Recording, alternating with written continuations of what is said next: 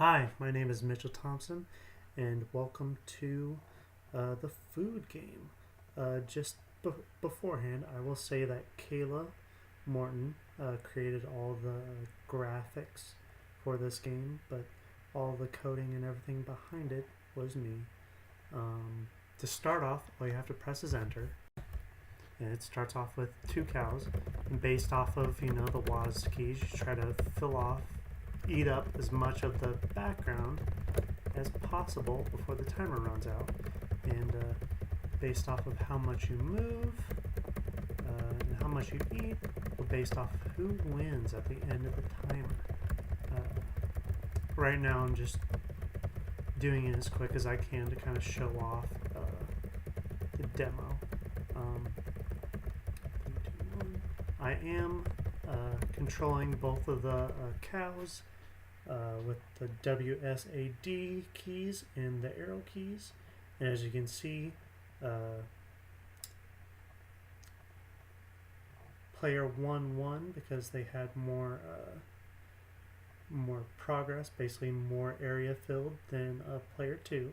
And it says, player 1 won based off of it. And it shows the progress of both of the cows. So let's jump into the coding of it.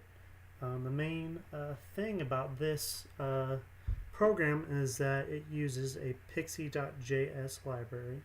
It basically helps out more games and stuff within the library.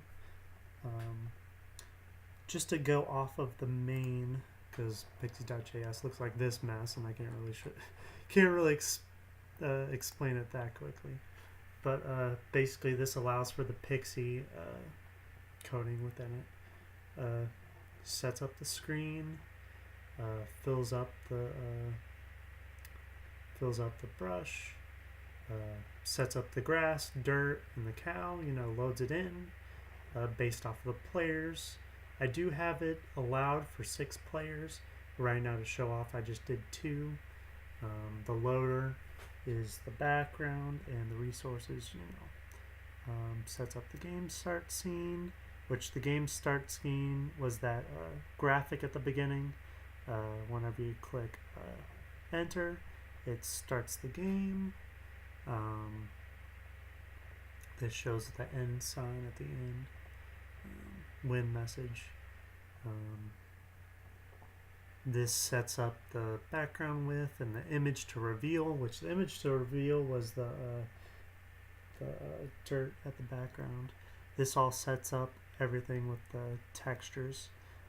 Again, the end scenes based off of the percent will say, oh, this person got this percent or this percent, and then this is the timer. This is all the text stuff before we actually jump into what the cows do. This basically shows off the progress, visibility scene.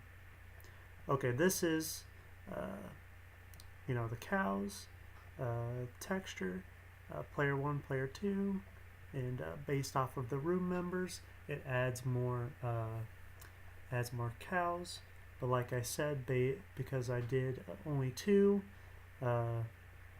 we don't really need the 3, 4, 5, but I still have it in there. I just slowed it down because it's basically just a copy of 1 and 2.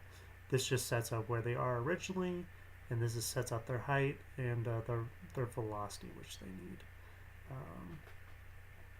It sets up the pointers.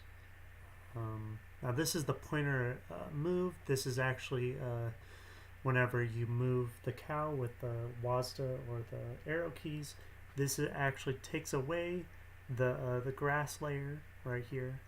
The reason why there's more is this is for each individual cow, because if they would be on the same cow, whenever you move, it would affect both the areas of the individual cows. But it basically says the same coding, so I just collapsed it. This basically sets up the WASD, the moving. If the dragon is false, it doesn't move. Because originally what it'd do is you just press one and it'd continue going, This one stops that, so you have to continuously press. Can't really show my fingers, but you continuously press down the button to make them move. It's kind of long, but this basically sets up the WASD and the arrow keys for moving the moving the cows. This is actually the movement based off of what you clicked. It adds a plus to the movement, and then whenever it stops, this actually takes away the scene and the visibility of the grass and the dirt layer.